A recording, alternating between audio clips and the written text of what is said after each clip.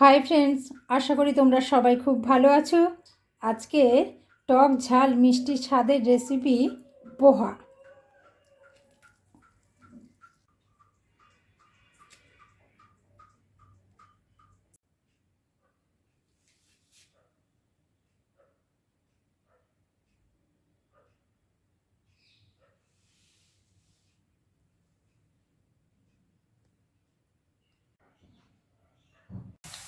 ফুলকপি,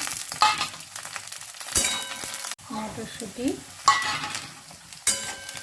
ভাজা হয়ে গেছে। এবার শুকনো লঙ্কা জিরে ফোড়ন দেব। পোহাটাকে ধুয়ে কাজু আর কিশমিশটা ভেজে নেব। টমেটো দিয়ে দিলাম, এই বাদামটা দিয়ে দিলাম। এবার এই পোহাটা দিয়ে দেবো। অল্প একটু চিনি দিয়ে দিলাম। পোহাটা একটু মিষ্টি মিষ্টি ভাব হলে ভালো লাগে খেতে।